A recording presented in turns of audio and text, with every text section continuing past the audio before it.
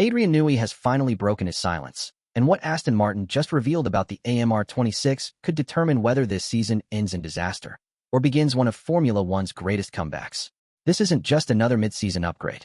While every other team chased small improvements, Aston Martin sacrificed months of results to secretly develop a radical new package.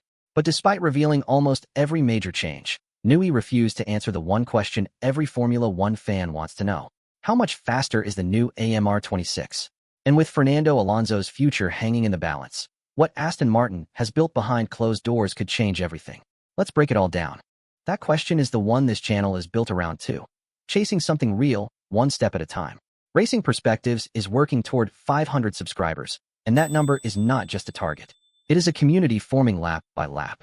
Every subscription is a small, real step toward the finish line, the same way Aston Martin is betting an entire season on one deliberate step rather than a season of small ones. Aston Martin sits 10th in the Constructors' Championship. Across 8 Grand Prix weekends, Fernando Alonso and Lance Stroll combined for 9 retirements and 1 non-classified finish, with Miami the only race in which both cars reached the checkered flag. The team's single point of the season came from Alonso's finish in Monaco. At Silverstone, Alonso qualified P22 and Stroll P21, more than a second and a half off the next slowest car on the grid. Before the British Grand Prix even began, Alonso's car shut down on the formation lap. He managed to restart it, but could not rejoin the field ahead of the safety car line and was forced to start from the pit lane instead. Team principal Mike Crack later said the team needed to investigate the cause. Alonso is a 2-time world champion. When a driver of that caliber cannot lift a car out of the bottom 2 rows on the grid, the limitation is not the man behind the wheel. It is the machine underneath him.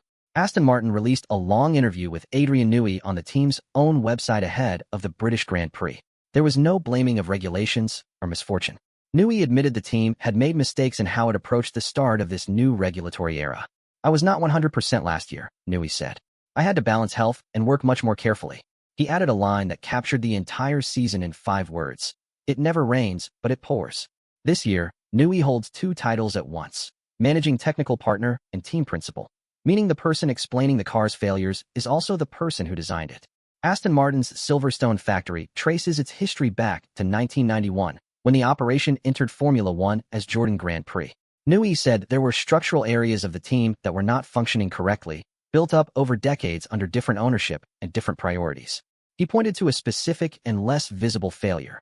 Historically, at this team, there hasn't been enough investment in engineering simulation tools, not just project management systems, but the core physics tools themselves.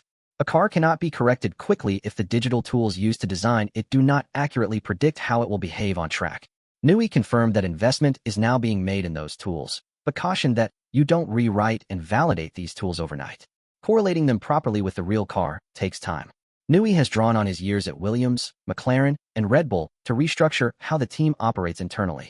We're making big strides in our in-house facilities and production capabilities, he said, describing changes to processes that go beyond the car itself and into how the factory designs, builds, and validates every component before it reaches the track. 2026 marked Aston Martin's first season powered by Honda, following the championship-winning manufacturer's switch from Red Bull to a factory partnership with the Silverstone team. The partnership has been difficult from the start. Honda's power unit suffered vibration issues severe enough to affect the battery, and drivers reported feeling the vibrations directly through the car. Alongside the vibration problems, the team also worked through gearbox issues and drivability complaints across multiple race weekends.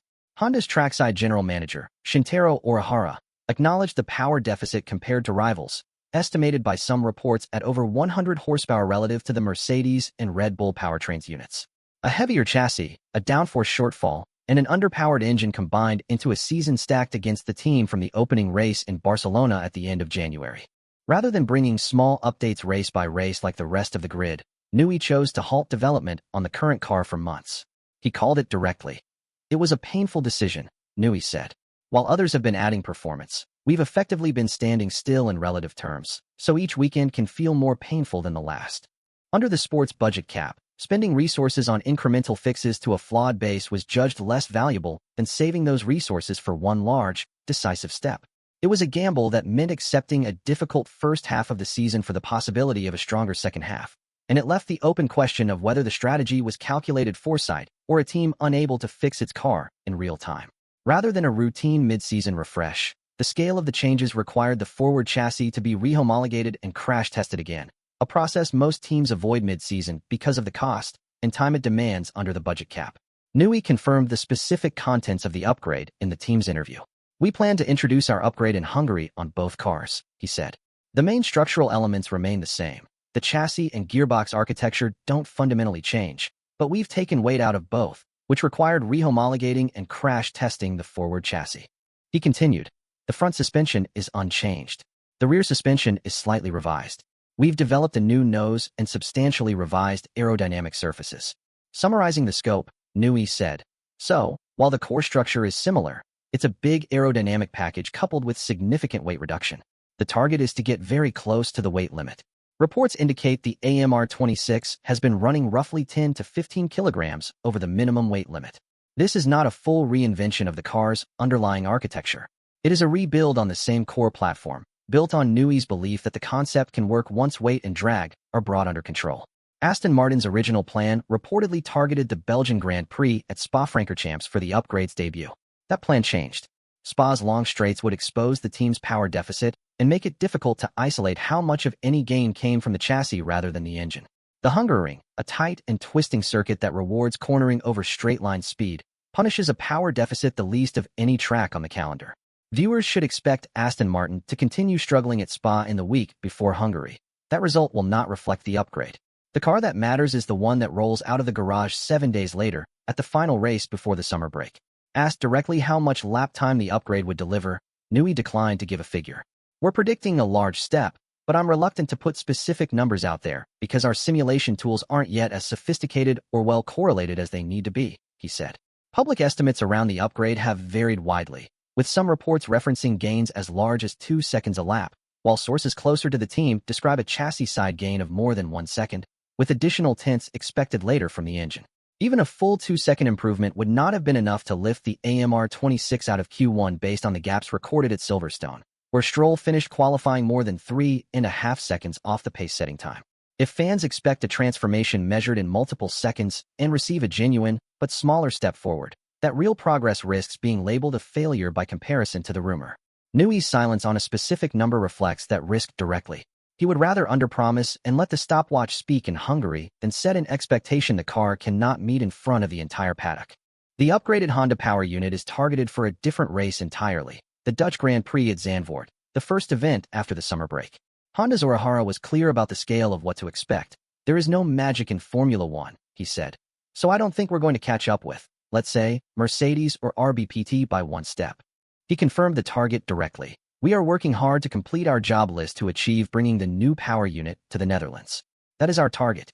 Under the FIA's ADUO system, which allows a lagging manufacturer additional in-season development opportunities, Honda gained the most tokens of any power unit supplier. Even so, Honda is using only part of that allowance now, describing the Zandvoort step as the first of 2. The performance development is step by step, so Netherlands is a first step to do a reasonable step, but we need another further step for the future. The full recovery, by Honda's own account, spans not 1 race, but 2 full seasons.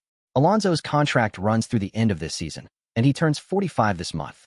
He has said his decision on continuing into 2027 will be made during the summer break, which begins immediately after Hungary. "I don't have anything in mind, and after the summer I will take the decision," Alonso said. He added, "We have hopes for the second part of the year with improvement that we can be a little bit more competitive. We keep on working. But yeah, we need to see some results as well. Eventually, we need to see some of the upgrades to make the car faster. The last few years, some of the upgrades didn't make the car really fast as we wanted. So there are some things to prove with this year's upgrades, and we are all hoping for the best." Hungary also holds personal significance for Alonso. It was the venue of his first ever Grand Prix win. Newey has said he hopes visible progress will be enough to convince Alonso to stay. Fernando is really looking forward to the upgrade. Given his experience, his feel for the car, his ability to guide development, he's a tremendous asset. Within Aston Martin, the belief remains that Alonso is too fast to walk away, but Alonso himself has made clear one strong weekend will not be enough on its own. He wants proof of a trajectory across the second half of the season, not a single data point built around one upgrade. Beyond the car itself, Newey's interview revealed a more personal difficulty. He confirmed he was managing health issues through parts of last year, saying, "I'm okay now, but it's been a difficult period." He credited the team's engineers for absorbing the impact of his reduced involvement during that time, stating that the close collaboration within the team meant it did not significantly disrupt the project. Newey also acknowledged the motivation running through the factory despite the results. You walk around the AMR Technology campus at night, and the lights are still on. There are a lot of late evenings, a lot of motivation, and a real determination to prove that we can do this, he said. We have the facilities, we have the people, we have huge amounts of talent. Two outcomes are possible once the Hungarian session begins. Either the upgrade marks the start of a genuine recovery, validating a strategy that sacrificed half a season for one decisive step, or it becomes one of the most closely watched upgrades in the paddock to fall short of its own build-up. The timeline ahead is layered. Spa will show continued struggle, Hungary will show the chassis and aerodynamic reveal, the summer break will bring Alonso's decision, Zandvoort will bring the engine step, and 2027 is where Honda and Newey both say the real fight begins. Newey has already confirmed the team is in the early research stages of its 2027 car, aiming for an earlier production release than the AMR26 received. He has even suggested the AMR26 itself could evolve through further significant versions before the season ends, meaning Hungary may not be the final word on this car either. Newey has explained almost everything about this car, the weight it lost, the surfaces it gained, the timeline it will follow. The one number he has not given is the one every fan is waiting for, and by his own admission, even he does not know it yet. Aston Martin's recovery was never going to happen in a single afternoon. It is being built one real, deliberate step at a time, the same way this channel is working toward its own next milestone. Every subscriber is a piece of that trajectory, not a number for its own sake. Be here when the AMR26 turns its first lap in Hungary, and be here for whatever comes next on this channel too.